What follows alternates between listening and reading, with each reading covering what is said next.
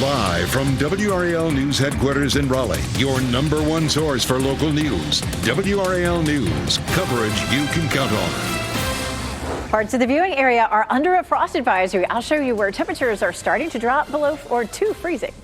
Final budget vote. Today, the state Senate will make a decision on the more than $32 billion spending plan, the areas where that money will be used. And a rally at Duke.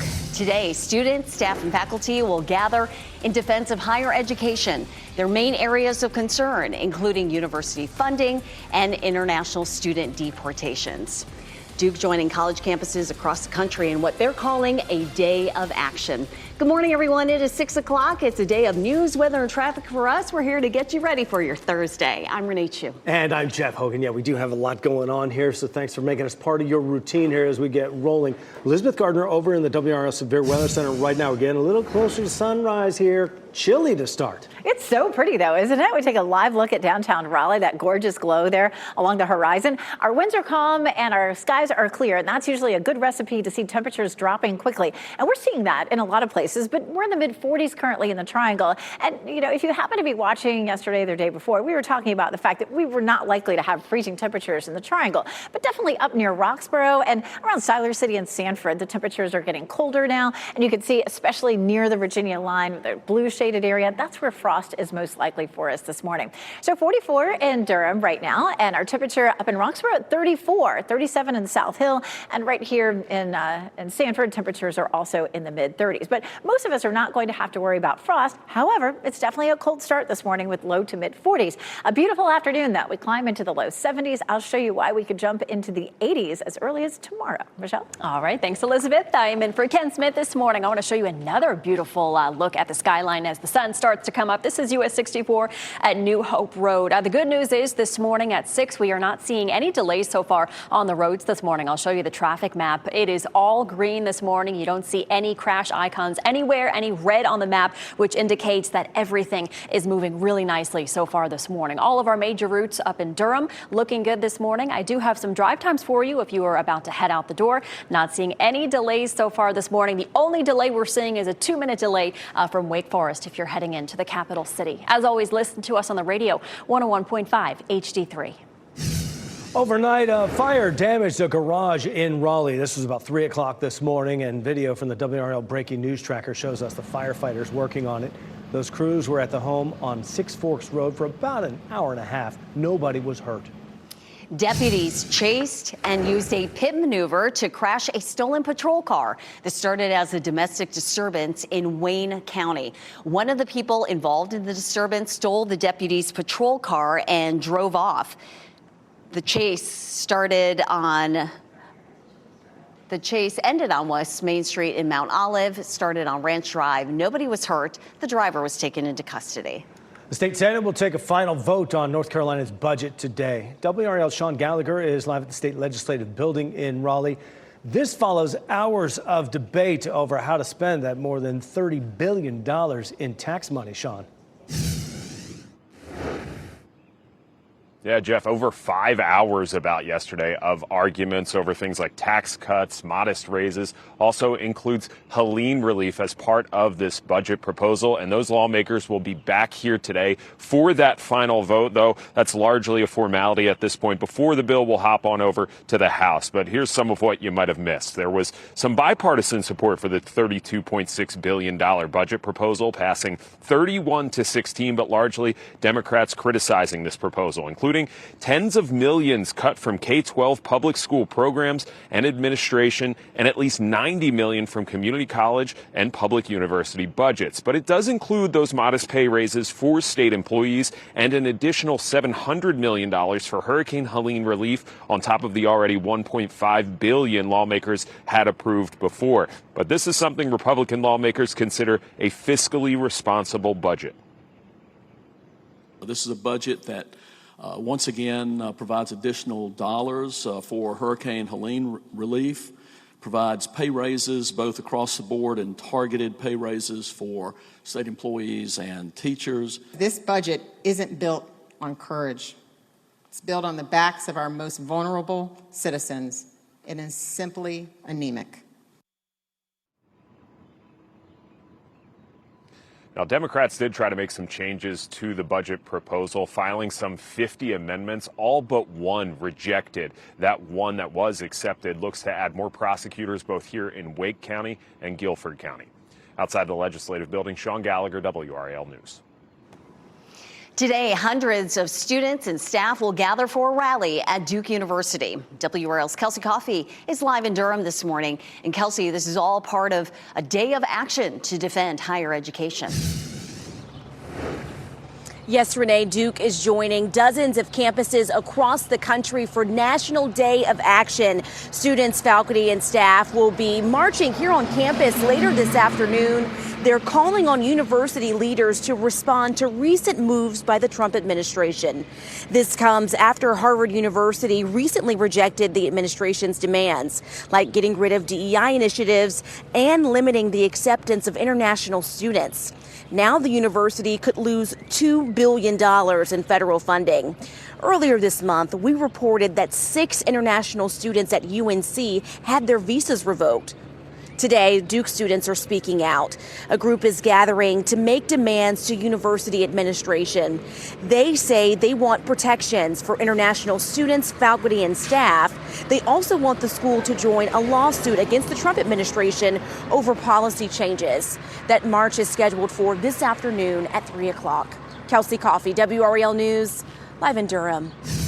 Time is 6:06 this morning on the WRAL Live Center. Good morning, I'm Chris Levingood, and something interesting is happening with the U.S. futures. So previously, the banner that you're reading used to say that the U.S. futures were in the green space overnight, but I actually had to change that because a bit of a roller coaster now. The Dow Jones, I'm talking 30 minutes ago, it was in the 300s plus. Now it's down 126. S&P up 39 and the NASDAQ up 190. So these mostly two have not really changed for the most part there, but it's the Dow Jones. That's the one that I thought was pretty interesting to note here. And this is all very interesting timing because President Donald Trump said yesterday that he essentially is on Truth Social, he said, quote, hopefully something can be worked out, which is good in regard to a meeting with Japan leadership. So it could very well be investors kind of reacting to that news and plus the tariff talk, including up to 245% tariffs on U.S. goods being imported to China, or China goods imported into the United States. We're going to watch very closely to see what happens during the opening bell, and that's at 9:30 this morning. The man accused of killing this Fayetteville woman is in custody now. Annie Locke's boyfriend, Tyreek Williams, is charged with murder and concealment of death. Locke's family says she was 5 weeks pregnant at the time. Authorities found her body in water near NC Highway 72 West in Robeson County. She was reported missing back in October.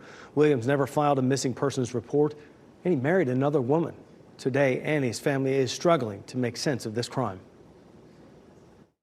I wanted my sister a different way, not like this. I wanted her to come home, not like this. Locke's family is now working on obtaining custody of her 2-year-old daughter. Williams was arrested in Missouri, where he will stay until arrangements are made for his extradition. A Sanford woman faces charges after an 11-month-old overdosed on fentanyl. Officials say 28-year-old Alyssa Washington intentionally left a straw containing fentanyl and cocaine in reach of the baby. The baby overdosed and became unconscious. Washington is charged with felony child abuse. Today, a ceremony will be held in observation of Child Abuse Prevention Month. The Morrisville Police Department and Wake County Health and Human Services will come together for a pinwheel ceremony. It'll be held at 10 a.m. at the Indian Creek Trailhead. Also in recognition of Child Abuse Prevention Month, Governor Stein will tour the Safe Child Advocacy Center in Raleigh today. The Safe Child Advocacy Center provides a full range of resources for child abuse victims, including medical and legal resources. That gets started at 11:30 this morning. A new bill in North Carolina would allow more lottery winners to remain anonymous. A Senate committee advanced the measure, letting winners of $5 million or more to claim their winnings without being publicly identified. A similar bill in the House would allow any jackpot winner to remain confidential. Current law extends that courtesy to winners of $50 million or more. Coming up on 10 after 6 on your Thursday, caught on camera is a near miss between a speeding car and deputies on the highway shoulder. Scary moment on I-95 in Florida.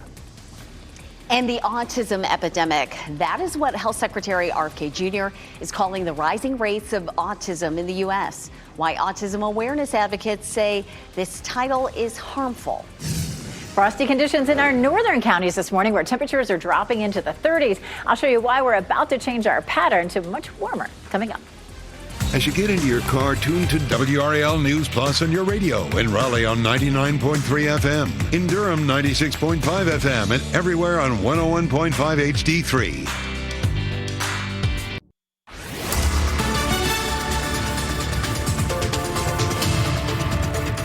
612, a frosty morning up in Roxborough, just up near the Virginia line or down around Sanford. And the only places we're really expecting to see frost this morning, but it is beautifully clear.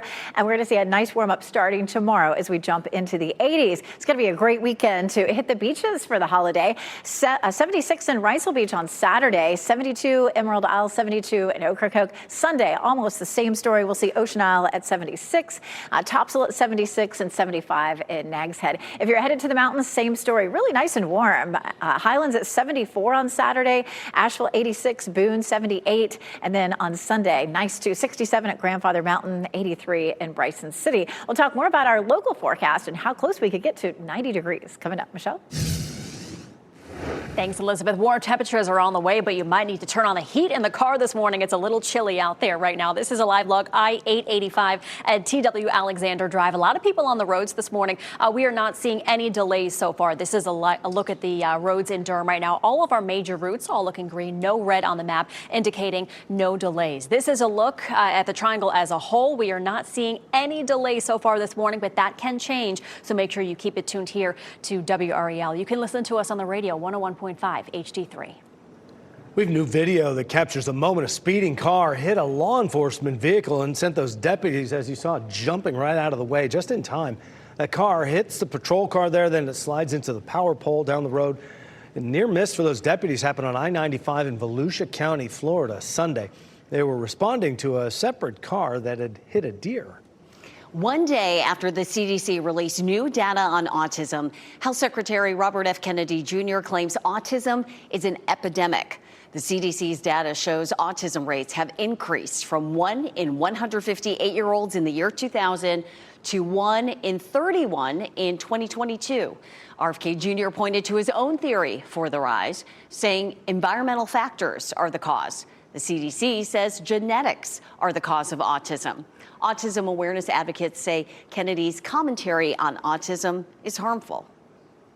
And these are kids who will never pay taxes. They'll never hold a job. They'll never play baseball. Yeah, to hear someone who's a government official, calling us an epidemic and, essentially labeling us as negative outcomes is quite harmful. That was Sam Branson. Branson has a PhD in physics and is an autism researcher. Both Sam and his 7-year-old son have autism. A heads up, if you get prescriptions from Walgreens, you may see some changes to the way they're being filled. At least 2 locations in the Triangle are sending those prescriptions out of state. This sign was posted at a Garner Walgreens telling customers some prescriptions will be filled at a micro-fulfillment pharmacy, a facility that is all the way in Mechanicsville, Virginia, just outside Richmond. People are concerned it could take longer to get those prescriptions filled. That should not be happening. When we need a medication, we should have it right away. The change is already having an effect. One customer shared a picture with us. This one here, just 5 of 90 pills were able to be filled on site. The customer is waiting for the remainder of that order to be shipped to the store so it can be picked up. Walgreens tells us they are going with this model to help pharmacists spend more time with patients to answer questions. New data shows 12 more people have died from the flu in North Carolina. That brings the statewide total to 515 this season. At least 5 of those deaths were children. This is North Carolina's deadliest flu season on record. Several people have reached out to WRAL Investigates asking a similar question. What is the latest progress on a case involving a local mother accused of murder? WRAL's Chris Lovingood has been following this case since the very beginning. Chris, what updates can you share with us today? Well, I'll tell you what, Jeff, I reached out to Cumberland County's District Attorney Billy West to get clarity on this, and he said there is a lot of work being put into the case against Avante Devon. She's accused of killing 2 of her 5 adopted children, Blake and London Devon. Now, West couldn't reveal too much because of the ongoing investigation, but he did say many hours of effort are going into getting this case right before heading to trial. Things take time. You want to get it right. You want to do it right. And that's what we're dedicated to doing in this particular case. And tonight at 6 o'clock, I'm going to give you a closer look at the timeline of what needs to be done before the case is trial ready and when the case likely will go to trial. And tomorrow morning, when the WRAL Daily Download podcast episode about this drops, I'm going to talk about my work on this case as we approach 1 year since Avante Devon was arrested.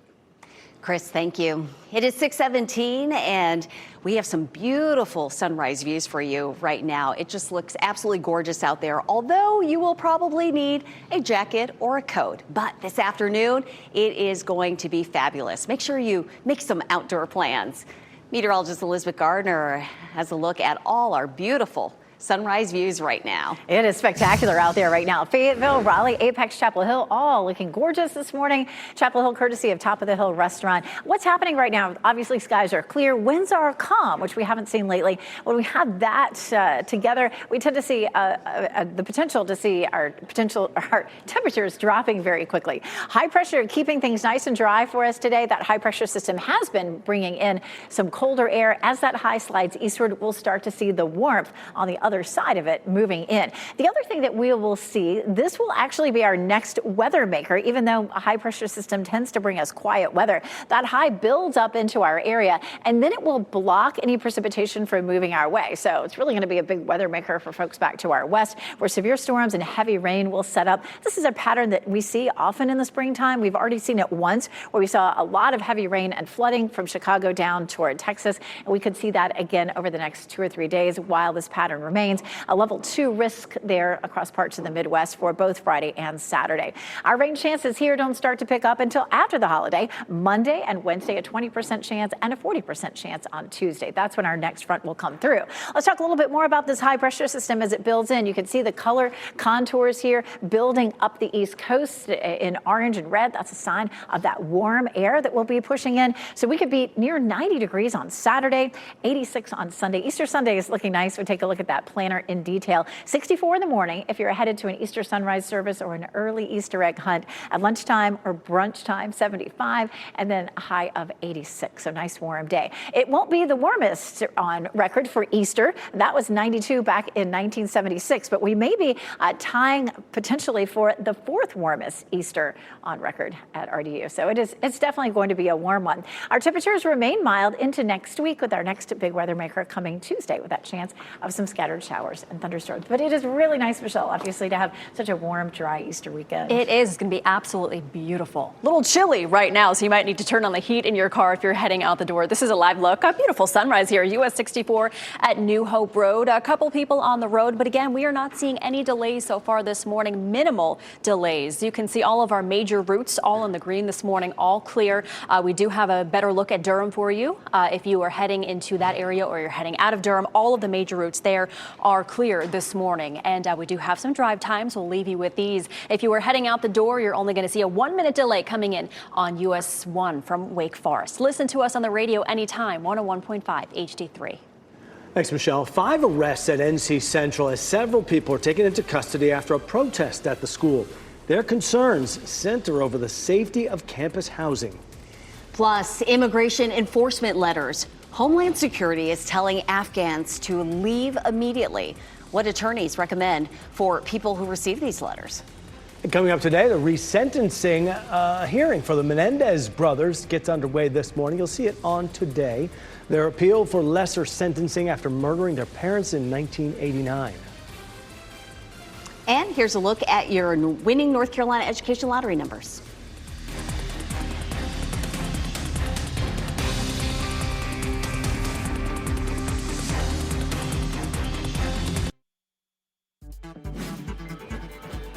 This What's Trending report, sponsored by Rug & Home. Ed Sheeran is on the cover for Time Magazine's Most Influential People of the Year. And we also now know who will be hosting this year's Emmy Awards. Here's a look at what's trending. Celebrated stand-up comedian Nate Bargatze is set to host the 77th annual Emmy Award. This year's Emmys will be held from the Peacock Theater in Los Angeles in September. Nominations for the Emmys will be announced on July 15th. He has hosted Saturday Night Live more than once. So funny, that guy. He's got 6 stand-ups that are out there, specials that are out there. Over 1.2 million tickets sold for his tour in 2024. And what I love about him best is not just funny, but clean funny. You can do it. I appreciate a comedian where the whole family can watch. Yeah. Everybody can. Ed Sheeran, meantime, on the cover of Time Magazine's 100 Most Influential People edition of 2025. For the magazine, Chris Hemsworth wrote a touching segment about the British pop singer. He said, whether you're at home with your headphones on, driving through the countryside, or in a stadium packed with 70,000 people singing at the top of their lungs, his music feels personal. Also on the Time 100 list, Demi Moore, Jalen Hurts, Simone Biles, Donald Trump, and Elon Musk. But Ed Sheeran on the cover, he looks perfect tonight. Perfect, yes. I get it. He sounds great all the time. Love his songs. We also have this live look here. This is at the top of the list here, downtown Cary Park, the Nest Playground, named #1 public playground in America by USA Today's 10 Best Reader's Choice Awards. The Nest features nature-inspired equipment. 2 play areas accommodate children of all ages and abilities. The playground has 2 giant 20-foot cardinal structures kids can climb on, and there's also a splash pad for the warmer months. It's got it all. An upcoming event in Durham will bring dog owners together for a fun-filled day. Durham Parks and Rec's Canine Field Day will be held next Saturday at Rock Quarry Park from 11 until 3. It will include exciting games and competitions for dogs and puppies of all ages and sizes. It will also have food and vendors for dog owners. And it's a chilly start. You may be more comfortable in a coat as we're in the 30s and 40s. But how about the Bulls game this evening? Very comfortable, 68 at game time, and then falling into the 60s. I'll show you when we'll see even warmer temperatures at the games this week. In an effort to pass the budget, this is a live look at the state legislative building where the plan heads to a final vote in the Senate. What hurdles could stand in the way of the state's $32 billion spending plan? And defending higher education. Hundreds are expected to march at Duke today. Their show of unity as a day of action takes place on campuses across the country.